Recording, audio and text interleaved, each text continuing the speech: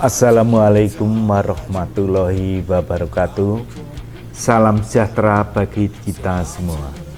Dalam rangka memperingati Hari Anti Narkotika Internasional atau HANI ke-37, saya DRS Joko Purwanto, Sarjana Hukum, Kepala Kejaksaan Tinggi Aceh, mengajak seluruh masyarakat Aceh bergerak bersama mewujudkan Aceh bersinar, bersih dari narkoba. Jaya selalu BNN Provinsi Aceh.